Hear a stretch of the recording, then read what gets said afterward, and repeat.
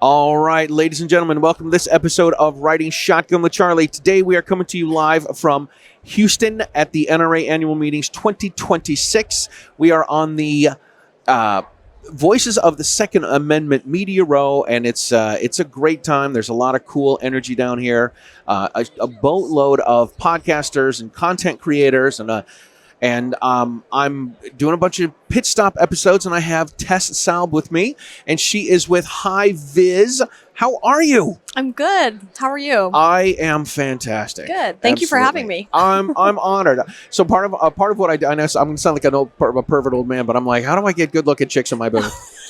And this morning I'm walking here. I ran into Sarah Riggle from Attorneys on Retainer. Okay. And she's with a bunch of the attorneys on retainer, and I'm walking by with my buddy, and she's like, "Hey, Charlie, how you doing?" I'm like, "Hey, good to see you." And he's like, "How come all the chicks say hi to you?" I'm like, I don't know. They just do. So anyway, so I did a little bit of research, and you work for HIVIZ. I'm like, oh, this will be great. Well, let's talk about you and sites and HIVIZ, and okay. And how did you get into the gun community? Was it a marketing? You got a marketing degree? You're looking at me like, oh, this is going to be such a letdown, Charlie. No, it's a long story.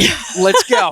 We got 18 minutes. Perfect. So I got into the firearms industry through my, I guess, competitive shooting. I started, backing up to whenever I was very young, I wanted to go to the Olympics in horseback riding. Oh, wow. And fell into the sport of modern pentathlon when I was about 12 years old. And what is that? Back in the day, modern pentathlon, it was one of the oldest sports. It's the history in it is that... You're like throwing a shot put and stuff? Well, they were the 5 sports that a soldier had to do. And the story goes that a soldier had to deliver a letter from one point to the other. And he started out on horseback. He got into a gunfight, runs out of bullets, his horse gets killed, then he has to sword fight, swim a river, and run to his destination.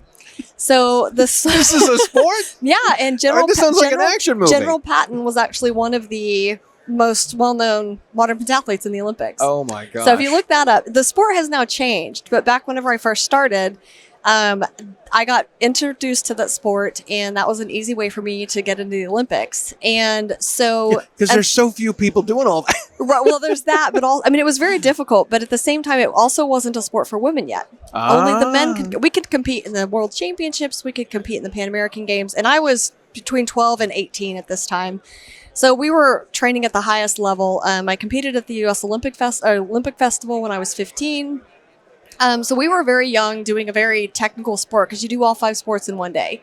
Wow. And so in 1997, when I graduated from high school, it had yet to be an Olympic sport for women. So they recommended I go into international pistol, and went and tried out, went to Junior Olympics. And then within a year, I won Junior Olympics, made the national team, went to the World Championship team, shot through college, went to the Olympic trials. And when I was applying for jobs, I thought, why not apply to the NRA, because I had shot through their collegiate program. Oh, wow.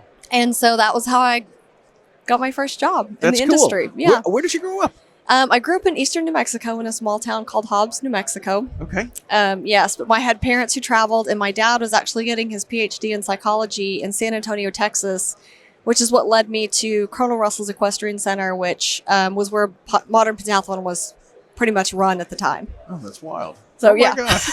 I love hearing people's backgrounds. This is awesome. Yeah. This so, is and very cool. I've been working in the industry ever since. I have a marketing degree, and I've been lucky enough to be able to do that in this industry. And yeah. Mm-hmm. That's awesome. Yeah, I love it. I did. I have the most successful unknown. I have the most known unsuccessful podcast or YouTube channel there is, right? Because I know a ton of people, and I've had a ton of people on the show, but I'm like, I don't have any advertisers, I don't have any marketing. Like, they're like, we want to talk to your marketing guy. Yeah, that's me. Yep. Right. Who does your? There's a lot of one person shows in this industry. Let me transfer you to the phone guy. Right? They hand the phone to my left hand and talk to. Okay, cool. Let's talk. Right. I did a marketing class a couple years ago, and it was through a local community college, and it didn't cost anything. So I'm like, well, free I can afford, so let's do this. And I'm like, marketing really seems like just rolling the dice. And I'm like, how do people turn that into a career if it's just all I don't want to say luck, because they're like showing us how to do the Google Analytics and whatever. And I'm like, I don't get how this stuff works. Well, I will say when I got my degree, it was marketing. I feel was a lot different back then. It was much more psychology. You know, we studied stuff about colors and how that affects buying, shelf placement, packaging, smells, all of those things. But then also kind of the, you know, what problem are you trying to solve? Or are you just, if you're just trying to put something else out there, how do you get people to buy your product over somebody else's? And so it was a lot more psychology, I feel. Whereas today, I feel like marketing is much more data driven. So kind of what you were learning, where it's putting something out there, reading the data, and then reacting to that. Yeah. I actually, because I feel like with all this AI stuff going on, I'm like, oh my goodness, I'm going to be left behind in my own career. Oh my gosh. And so I joined American Marketing Association, and I started taking classes again myself online, just because I'm like, there's so much out there now with all the data and everything's digital. It's so hard to keep up with. So marketing, I think, really has changed. This industry, I feel, is kind of still in between the old and the new, because we are still limited on where we can do some stuff, and you know, we're shadow banned on social media, exactly, and that kind of stuff. And so I do. It's a very interesting space to come into, because when I first started my very first job in the industry, I had all this great knowledge coming out of college, and then I realized that like nobody had computers. You know, I mean, we were still dealing with dealers and people. We still had people at work who were doing everything by paper. They didn't even have a computer in their office, you know, and that wasn't that. I mean, it was 25 years ago, but still. So this industry I have always been fascinated by, because we still operate between.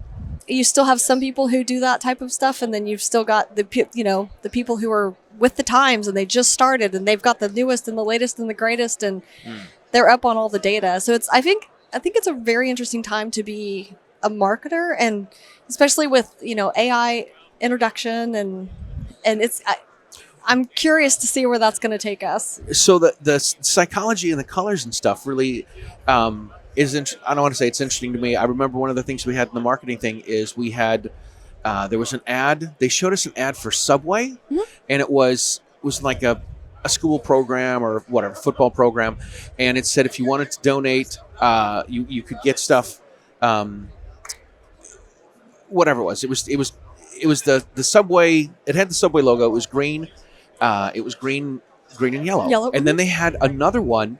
It was the exact same thing, but it was in grayscale. Oh, okay. And they're like, the grayscale advertisement brought in more money than the color one. And I'm like, if I saw it in grayscale, I'm like, somebody's trying to scam me here. I still want to see. I want it to look like how I need it to look like. Right. Like, I need a Subway.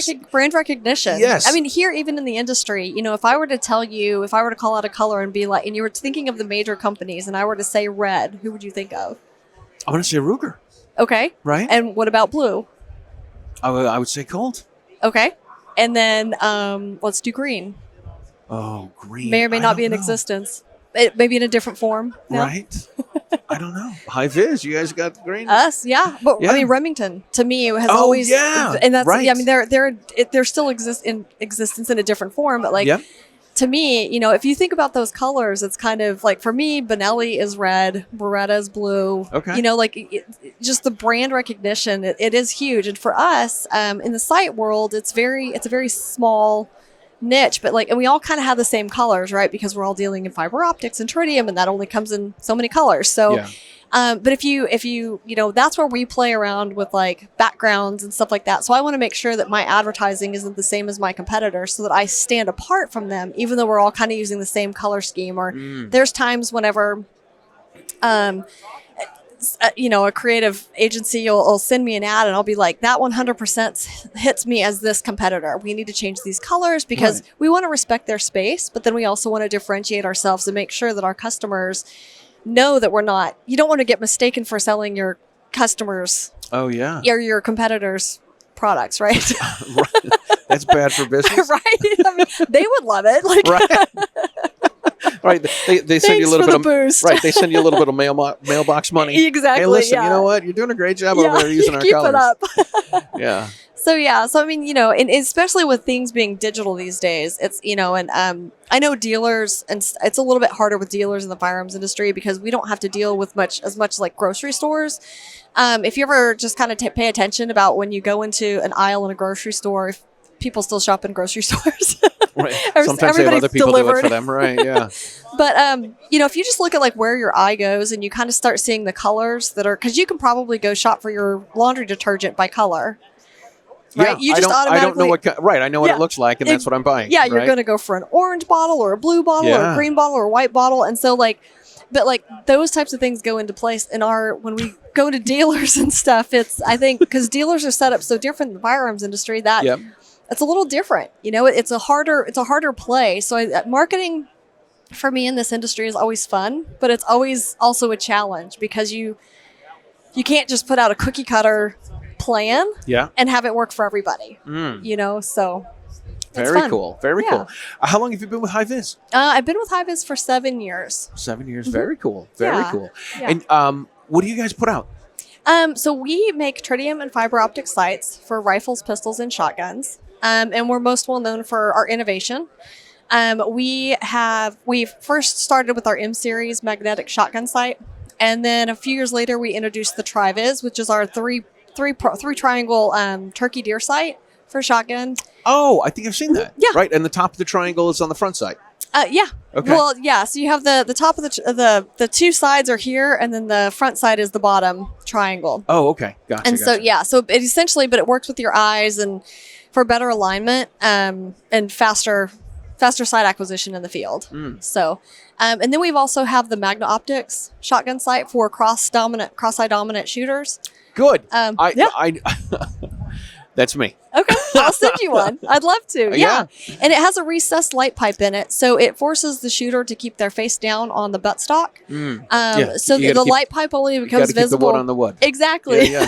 The light pipe only becomes visible whenever you're in the correct shooting position. So you still want to keep your eye on the bird, but it definitely helps to make sure that you're in a good shooting position and alignment with the shot. So.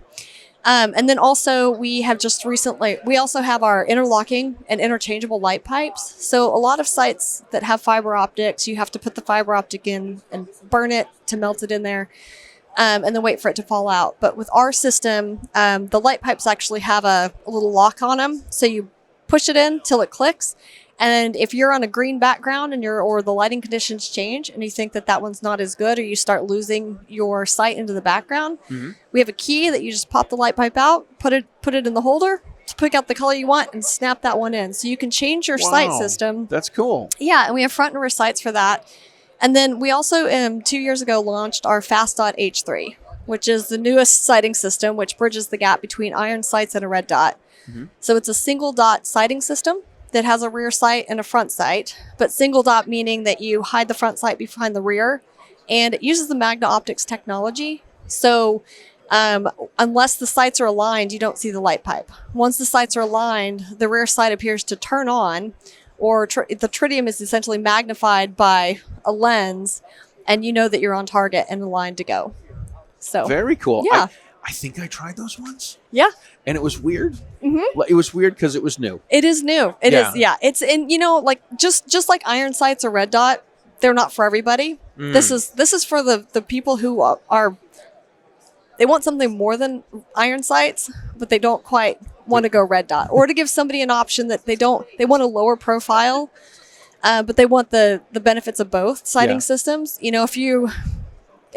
Summer's coming upon us, and so people can be dressing differently. Right, exactly. So if you want to wear a thinner shirt and have a lower profile for printing or whatever, it's a good other option to have. But we've also found that it's great for newer shooters who don't quite understand the concept of the three-prong sight. Oh, yeah. Or can't find the red dot easily. Because it mounts like your iron sights, it has a lower profile. So you just come right out of the holster, right onto target, and it's right there, as opposed to trying to fight for the sight. So it gives newer shooters a little bit more confidence that they're just looking for one thing, so that they can focus on all of the other fundamentals that make you a good shooter. So gotcha. Is it how precise is it? Is it mostly? So I like I said, I remember I had a friend of mine who had one of these on his gun. We gave it a try. And we're like, this is weird. This is strange. We don't get it. We don't. Blah, blah, blah. And he shot well with it, but it wasn't. There's much more defensive accuracy than somebody's not going to use that sort of thing to do competitive. I don't want to say competitive shooting, but like bullseye shooting where it's precise. Yeah, it's not your pinhole precision. It is designed for personal defense. Yeah. Within 25 yards and in, pretty much, where most of those situations occur. Yeah. So pretty much the dot is about a 10 MOA if you're thinking about like dot sizes. So it's going to be bigger than most red dots out there, which the bigger the dot gets, the less accurate you're going to become, right? So like whenever you're on a red dot, if you have a 6 MOA dot versus a 2 MOA dot, your precision and your accuracy are going to be a little bit different. However, with a larger dot, you can be faster. So in personal defense, which one's more important? Right. Yeah. So that's kind of what we say. And so it's not pinhole precision sight, but we do have a lot of people that have a really tight group with it, just like any other sighting system if they put in the practice. Yeah. So, but it can be used both target focused and sight focused. So you can be target focused for more of the speed if you need to, especially don't take your eyes off the threat, or you can be sight focused for that more precise shot, because we left the rear sight acts independently from the front sight, but we left the front sight on so that you can still see red. So if you're out of alignment, so that you have feedback as to where that shot went. Very cool. So yeah, that's pretty wild. Yeah, that's pretty wild. And you make these for a bunch of different models, obviously. We do. Like rifle, shotguns, and handguns, like a little bit of everything. Well, right now we just make the Fast Dot 4 handguns. Okay. But we make them for Canik, Glock, Ruger, SIG, Smith & Wesson, Springfield, and Taurus. Gotcha. So, and we're looking to expand the line as it gains popularity. Sure. So, yeah. You got to find out what. Right. This is I've learned this about people that talk about business. They're like, got to find out what people want and sell it to them. Yes. And I'm like, okay.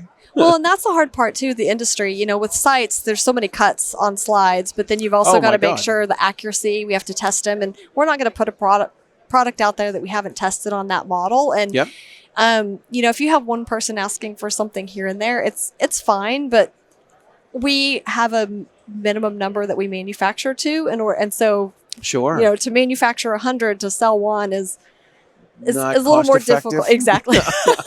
So those are some of the things, a lot of customers get disappointed whenever we can't, top all their guns with our sights, but they're the only person that's requested it for that model. And we would love to, but we do everything that we can to see if there's something that crosses over that we manufacture for something else, but we don't put it out there unless we've tested it for precision and all of the things that sight is required to do.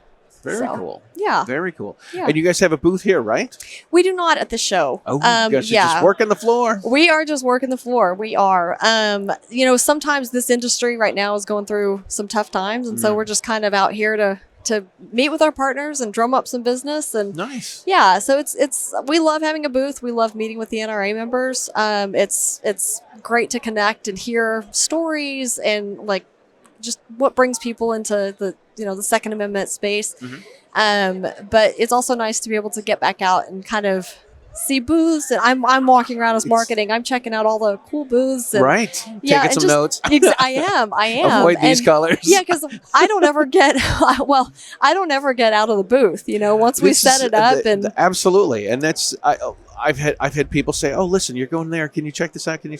No, I can't. I'm a little tied up. Right. It's hard. It's hard to get out. So I'm based out of Dallas, so I was like, well, I'm going to come down anyways and just kind of check it out and see and reconnect with some people and see what's out there and just kind of, see where other companies are going. Because we're an accessories company, it's important for us to keep up on the times and where other companies, what they're introducing. And it's very difficult when you're either always in your booth or in the office. So yeah. So I'm pretty excited. Yeah, this is awesome. Yeah. Anything that you guys have coming out that we could sneak peek? We could talk about? Not yet. Tease anybody? No. No? All right. Right now we're just really we do have some really cool stuff in the queue, but right now we're just really focused on our OEM partners. We manufacture sights for a lot of the major manufacturers here.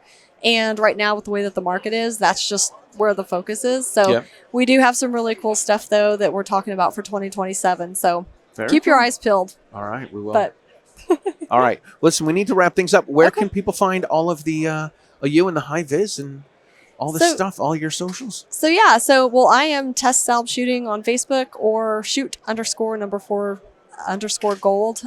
Also HIVIZ Sites on Instagram and HIVIZsites.com for all of your sighting All needs. your sighting needs. This is awesome. Well, Yeah. Tess, thank you so very much for being on. Well, thank you for having me. You're one of these people that comes up in my socials, and I'm like, she's everywhere. What does she do? I got to connect with her and find out what she's doing. 'Cause Yeah. This is great. This is Yeah. awesome. Well, thank you very much for being on. Thank you. We will put some links in the show notes below. So if you want to check out some of the HIVIZ products, that would be fantastic. If you've made it through this much of the show, we appreciate it if you share the show with your friends, because that is how we get the stagecoach across America. And we want to thank the NRA for having the voices of the Second Amendment and giving us a booth here. And we will talk to you guys next time. Thanks a lot.